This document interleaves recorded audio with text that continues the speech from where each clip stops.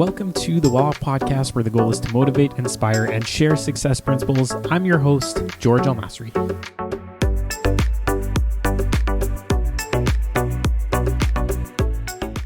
On this episode, I interviewed Neal and Chandler, who are two top real estate agents in Nova Scotia. Neal actually has a background as a mechanical engineer.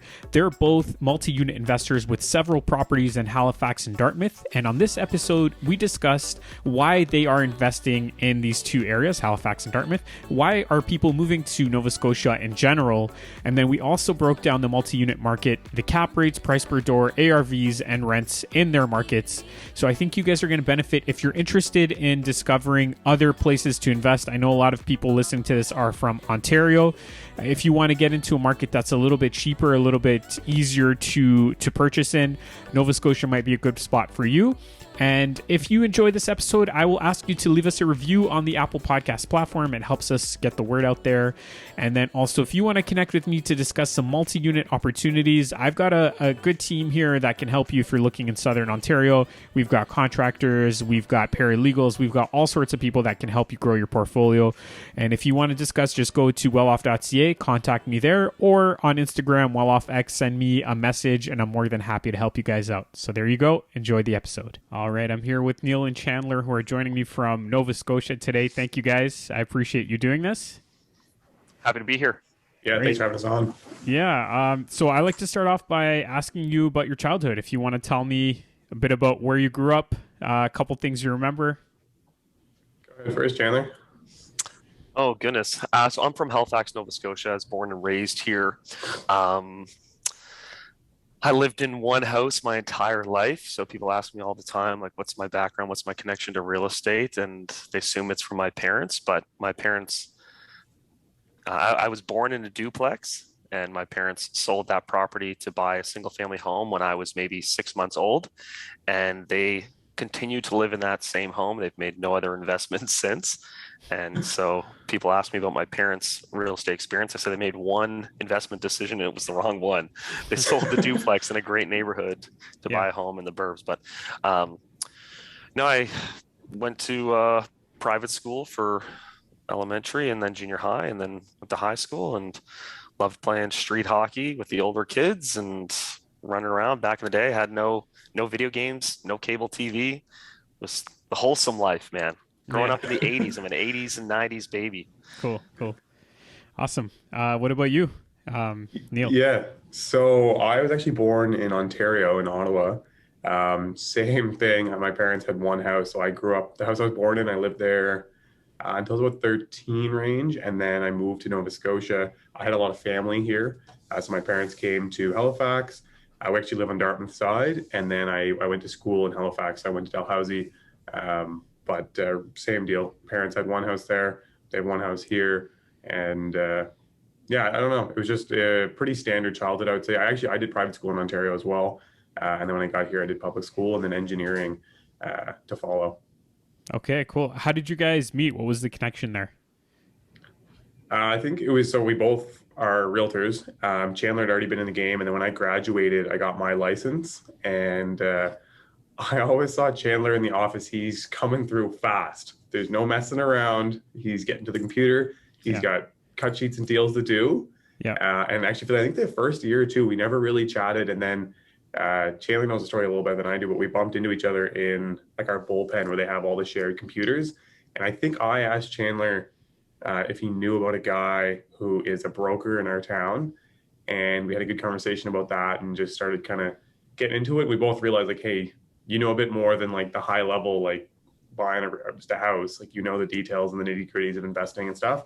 And so from there on, we kind of just always kept chatting whenever we saw each other, and kind of grew from there. So you guys became those water cooler realtors that always hang out in the kitchen area? Yeah, we would. That's exactly what we are, as water cooler realtors. Yeah, it's funny. I always saw Neal darting around, and I knew he was interested in multifamily investment, but so is everyone out there, and not everyone actually, walks the walk. Everyone wants to talk about it, but not many guys actually do it. So, I was in the business probably for 10 years at that point. So I'd seen tons of young guys come through the office and, oh yeah, I'm going to sell a bunch of real estate. I'm going to have a bunch of income properties. I'm like, okay, sure. Wake me when you actually do it. And and then he started to actually do it. And so, but people don't realize the first episode of our podcast, which you did, which is the Master Keys podcast, was the first time we actually had a full conversation. Oh, yeah. People Straight assume up. we kind of knew each other and were good friends long before, but to that point, that was the longest we'd ever spoken to each other, was that first episode. Yeah. The podcast brought you together. That's right. Totally. Cool. Well, I want to dive into your story a little bit to kind of find out, because I know you guys are both investors, like you said. But before I do that, I just want to ask, because last year I was interviewing a lot of people who were interested in Nova Scotia. I feel like it was a trend where a lot of people from Ontario were starting to buy out there. Are you guys still seeing that now, or has that kind of dissipated a little bit? I would say we're still seeing it. Like, no, I mean, it's definitely slowed down a little bit. Like I was saying, right when the interest rates started to move, Ontario, I think, felt a stronger, I wouldn't say a pullback, but a slowdown. And so I had clients that are like, hey, just based on what's going on here, I feel like that's the same thing that's going to end up happening in Halifax. So I don't feel comfortable to make a move. And so I had a few people like that put their things on pause.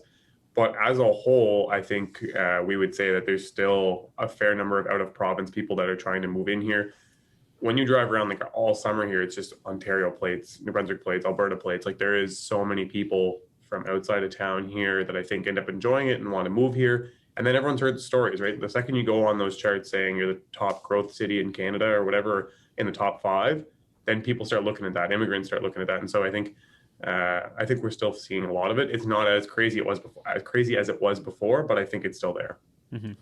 Yeah, I think some of the sentimental moves where people early on in COVID would get these calls like, you know what, I've just reevaluated my perspective on life, and I want to work from home, and I want to live off the grid, and I'm going to be churning butter and doing all these things, and they wanted this romantic rural Nova Scotia lifestyle. I think some of that dipped off, but a lot of the investment here was from people that already had ties to Atlantic Canada.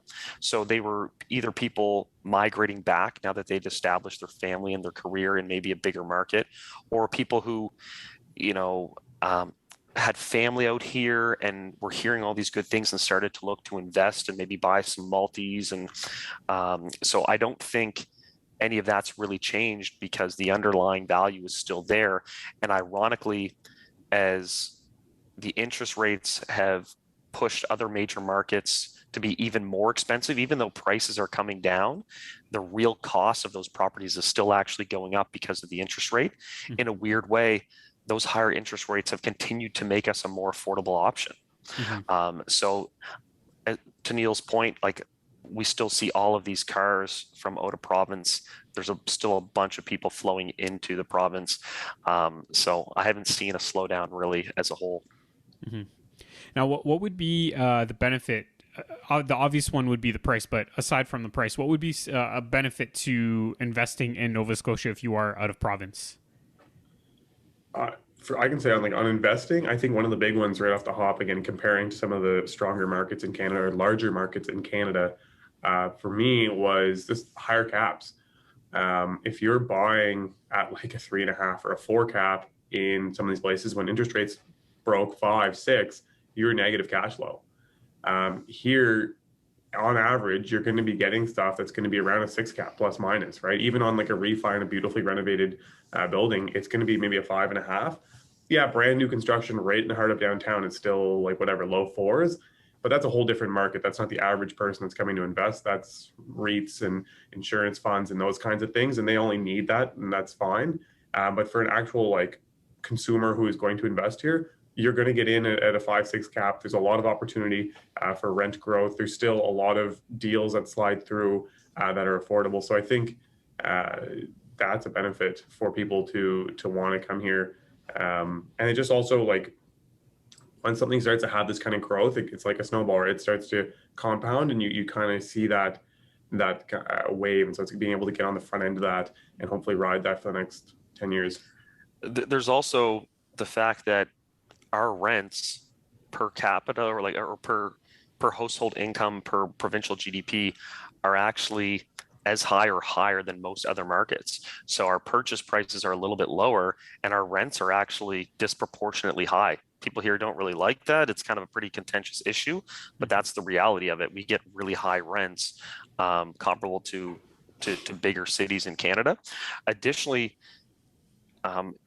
there's still a great opportunity to be buying investment properties really close to the core. I was actually out with a young guy last night, and he's just trying to get his second duplex, and he's not being squeezed out to the periphery.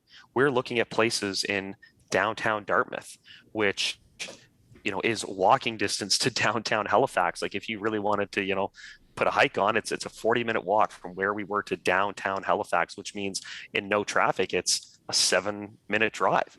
You still have these opportunities not only to invest here, but invest in the core of a growing city. Like that is a really, really good opportunity. And then you combine that with all the reasons that we've been pretty well, I don't want to say recession proof, this will be a really good test of the strength of our market, but we've got the highest public sector per capita of anywhere in Canada outside of Ottawa. We're the shipping mecca of Atlantic Canada, the biggest port east of Montreal and north of New York. We're the commerce center for Atlantic Canada. We're the healthcare center for Atlantic Canada. We're the university center for Atlantic Canada. And all of these things, they don't come and go. They don't boom and bust. Like those are there. It's what's maintained us for this whole time. And if you're an investor looking for a safe place to park your money, you look at those underlying economic drivers, and we're really sound on that front. Mm-hmm. Yeah. That was actually a question I was going to ask you. What's driving the growth of rents and the growth of the city in general? I think you kind of touched on it, but is there anything else that you feel is driving that growth? Yeah, I think one thing that we were I'd say the number one thing is immigration. There was some changes on the PR rules for Nova Scotia and Atlantic provinces, and it makes it more advantageous and easier for someone to immigrate into the Atlantic provinces and get a PR. That was like a dramatic impact.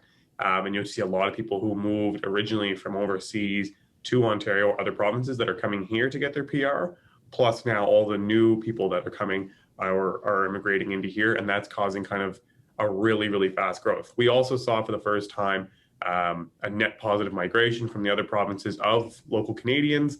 We're actually retaining a higher number of young people. Again, it's that snowball effect, right? So we have immigration coming, so we start building more new stuff. There's more new restaurants. Well, that also gives us more new jobs, which allows us to keep more young people, and it kind of keeps compounding on itself.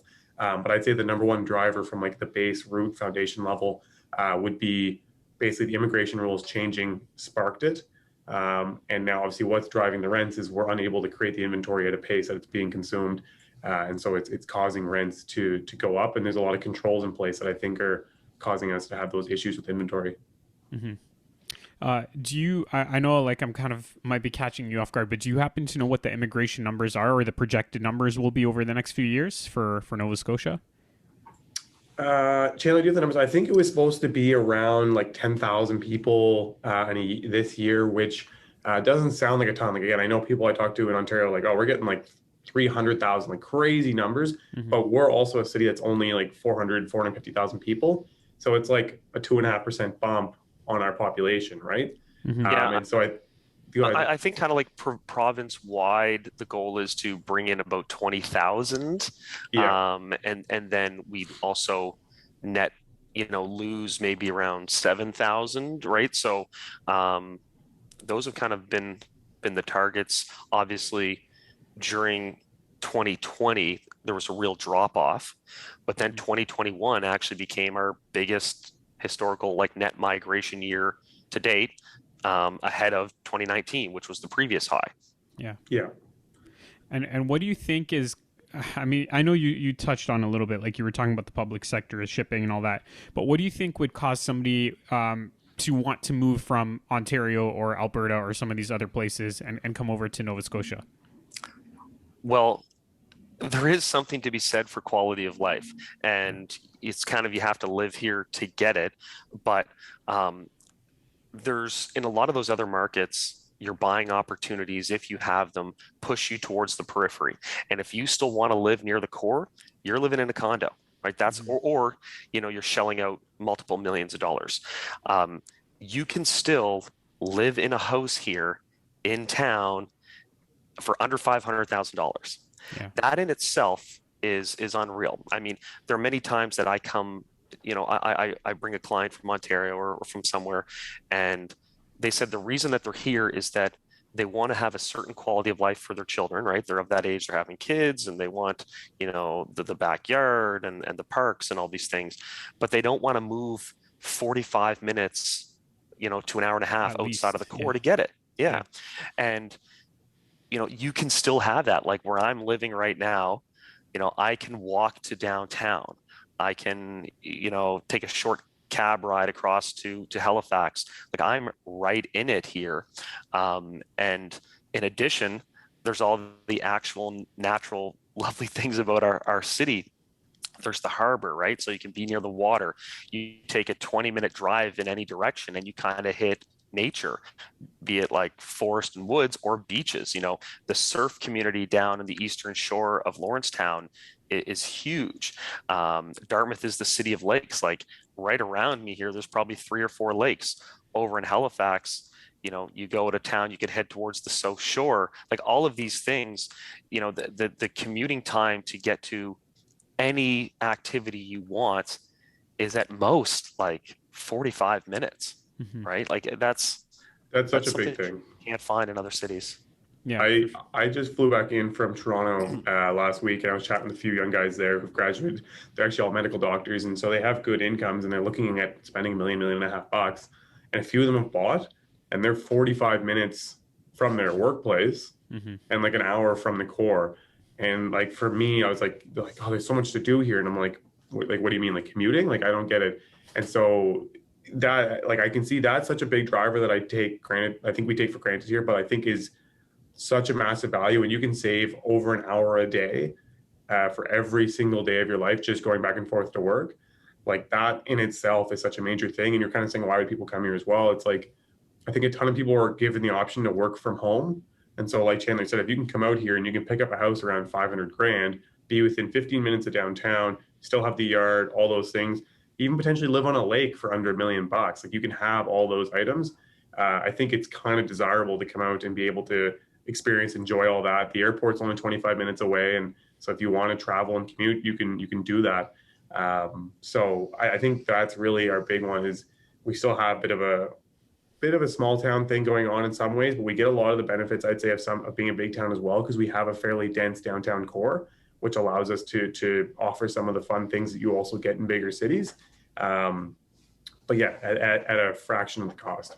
Like our idea of suburban sprawl is 20 minutes outside of downtown. That's our suburban sprawl, right? I heard also that there's like a way more women in proportion to men in Nova Scotia. Is that true? I don't think so. No? Yeah, I was gonna say, well, so we do have a lot of universities in the downtown. And actually this is something I'll say like on like a less serious note is, what is it? We have the most bars per capita. And so within like range of our downtown, there's 3 universities. There's even a couple more in the like slightly outskirts, which we'll say like 15 minutes away. So it renders a very fun bar scene because you can walk and bar hop to basically 25 bars all within 200 meters of each other. And when there's universities, there are lots of ladies that come with that. And so I'd say we have a very strong downtown scene. I don't know if our ratios are any better. I feel like a lot of the bars I walk into, I still think it's more guys than girls, but Yeah. Maybe you're thinking of Mount St. Vincent, which is a university that historically was all women. And I think still to this day, it's like a 4 or 5 to 1 ratio. So back in the day, we used to go to Vinny's Pub, which was the pub at Mount St. Vincent, because you knew statistically your odds were good. Yeah. Okay, cool. I don't know why I thought of that. I just remember reading about it somewhere. But okay, so let's get back to the real estate topic here. If we're talking about multi-units, can you kind of break down price per unit or price per door, and then also the kind of rents that you're getting at this time? Let's say, I don't know if you guys are investing in Halifax or Dartmouth or wherever. Both. Chandler's more Dartmouth based. I'm more Halifax based. I'll speak to Halifax side and let Chandler do Dartmouth, but it's a mixed bag, obviously, because if you're downtown, like anywhere, the downtown core is insanity. I would say probably the per door value around downtown is going to be around $500K for a basic 2-bedroom, if not a little higher. and they're going to rent somewhere in the 2,200 range, if I had to put it kind of a number. Obviously, it ranges dramatically. There's beautiful 2 bedrooms that will go for 5,000 a month that are be worth $1 million. And then there's some really dumpy ones, but they'd still probably be on the low end, worth around 400,000. So I'd say average probably is around 556. But more realistically, like for people who would be coming here to invest, again, looking at like wood frame smaller buildings, I think those are now trading, I'd say unrenovated, around 150 a door. And realistically, let's say you go in, you renovate them up completely, their end value is around 250 a door. If you get in a slightly better neighborhood, you could get someone to say it's going to be worth around 350 if it's like a good peninsula-based neighborhood, and a lower end neighborhood, you get closer to 200 a door. In those areas that I'm saying is 200 to 250 end value a door, those are now renting for around 1,650 to 1,800 plus utilities. That's where most of my investing is. In these slightly better neighborhoods that I'd say are within the maybe 10 minutes of downtown that are on Peninsula that are around 300 to 350 a door, those are renting around, or same thing, around $2,000, up maybe even 2,200 where people are in a pinch. I'd say that's kind of where it mixes out. And actually, I'll change my downtown 2 bedroom. Downtown 2 bedrooms are probably closer to 2,600 now. But that's, I would say, kind of like a large scope. And you can still find the odd deal that's like 100 a door, but maybe very rare. But you might get lucky and find something that's 100 a door, a 125 a door off market. But realistically, I would expect to spend on a minimum 150 a door to be anywhere Halifax side. Yeah. Sorry, I just wanted to ask a quick question. You mentioned the first example. You said it was about 400 to 500 a door. Yeah. Are you referring to like a larger building, or is this like a duplex? And are we talking about concrete or just? So yeah, sorry, I'll open up on that. So if we're looking in like around our downtown South End University area, those units tend to trade for around 400 to 500 a door, and those are basically old houses that have been converted into duplexes and triplexes. And so usually they're a bit bigger than 2 bedroom. Usually they're 3 bedroom range, 3 to 4 bedroom range. And those you usually get around $800 a room to $1,000 a room, depending on condition. And then, yeah, concrete construction downtown Halifax is going to be around 550 plus from there. I'd say that's kind of the base. And then it just goes up from there depending on size and what they offer within the building. Got it. Okay. Thanks for clarifying.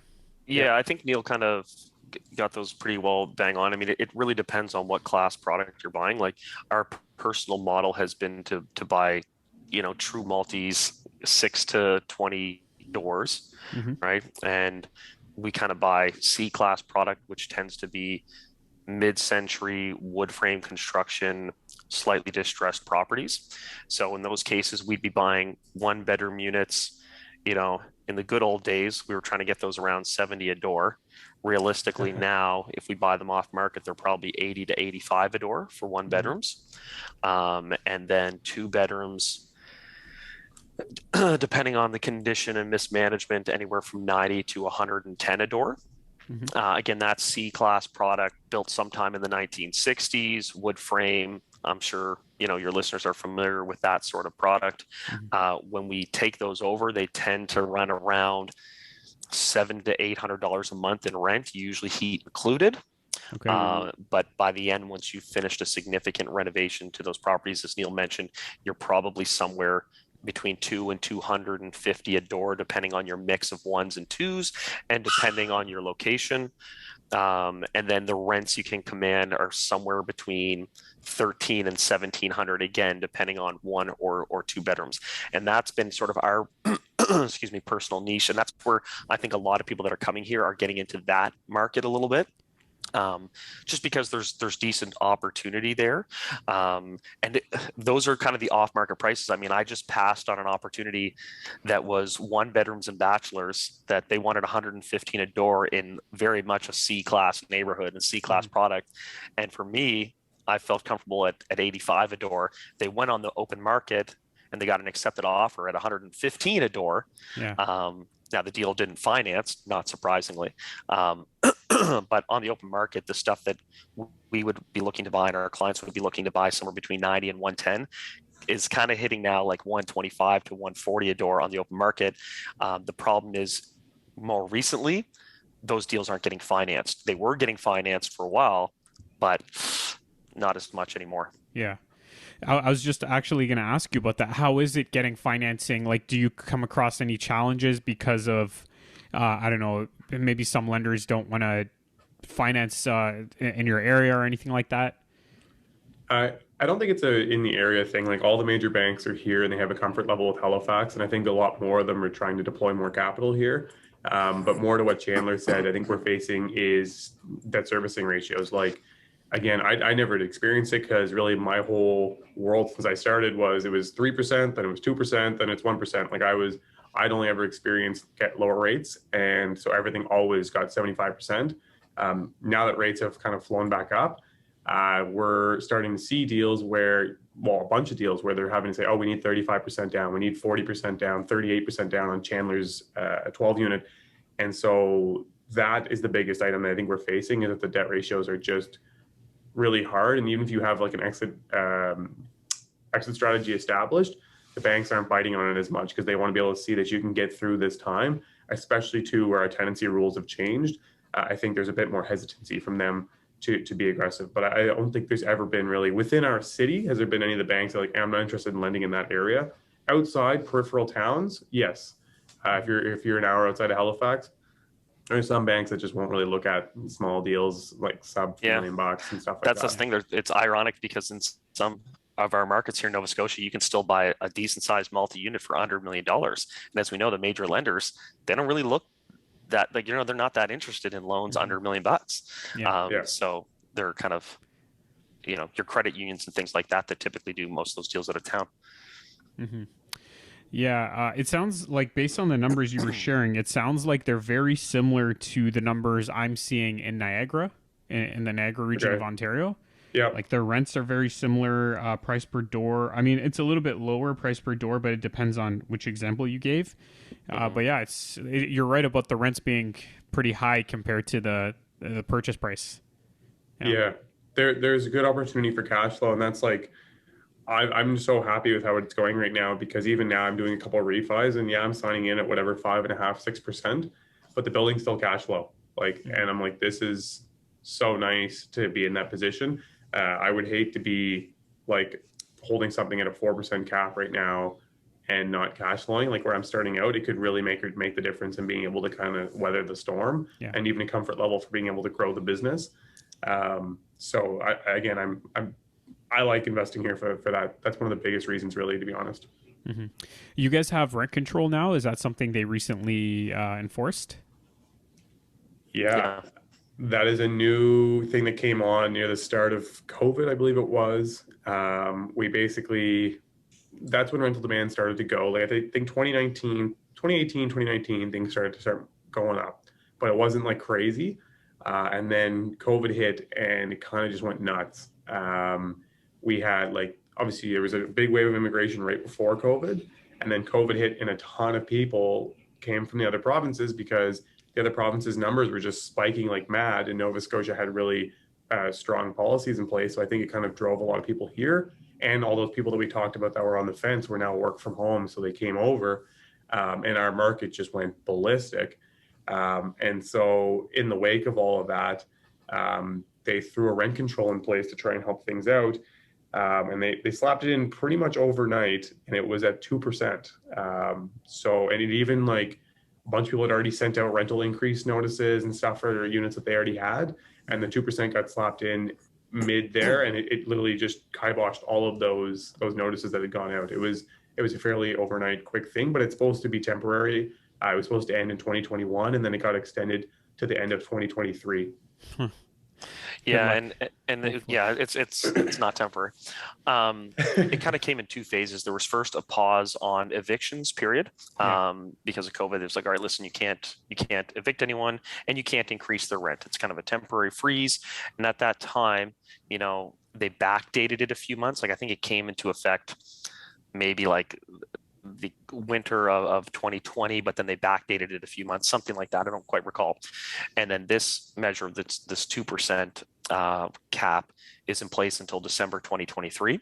There's no question that there's going to be a continued cap, but there is a lot of talk about either that percentage coming up or somehow being tied to inflation or somehow being differentiated depending on the type of product, like the age of the product, et cetera. So we shall see. Yeah. Man, I don't know. I don't know how I feel about rent control. Actually, I do know, but I don't want to share. It doesn't work. Like, listen, you're like, you don't have to pull punch with us. Like, the numbers bear out that it does not work. It has never worked. It is a political gesture, and so be it. The super quick example that I've heard just a bunch of the guys that have been in the game for a long time say is, we've had rent control in the past, and this is back in the day when you put an ad in the Herald or whatever it may be, and they said, they'd get a line of people, they'd get 10 people who want the apartment, and they would pick the highest income and the best credit score out of everybody. So the idea with rent control is it's supposed to help lower income people get into units or stay in units, and it's not doing that. And it also discourages sometimes developers. I know they say it's supposed to help them, encourage them to do it, but it's not going to, because if they can't see a way of making a return, you look at rent control in Toronto, once it stayed in place, they stopped building apartments, they started building condos. And that did not help with prices at all. So we're going to face a similar thing here, but again, politically, it's good to say that there's rent control in place. Yeah, for sure. It helps get votes and whatnot. But all right, well, we've covered some good topics here. Thank you guys for sharing a bit about your market. I've never been to Nova Scotia. I'd like to go one day, but do you guys have any services that you can offer to people, or what would be the best way to reach you as well? Yeah, we definitely do. I mean, obviously, Chandler and I are both realtors. We have a team called the MKR Group. We specialize, I'd say, in everything, really, which I know sounds weird, but we're in a market where we can do that. We know the city inside and out. Chandler and I ourselves are specifically in investments, whether it be commercial, multi-unit. We do all of those things. And then additionally, obviously, we have a podcast, the Master Keys podcast. So that's on Apple Podcasts, Spotify. It's on YouTube as well. So check us out. We have an Instagram and a TikTok where we take some of the best clips from the podcast and post. We're available there. Feel free to send us a DM, send us an email. All of our stuff is online. And if you're looking to move out here and make an investment, or even interested in just chatting and understanding the market, MKR Group, where our website will be launching soon, but you can get us on Instagram and shoot us a DM there, and we'll get back to you.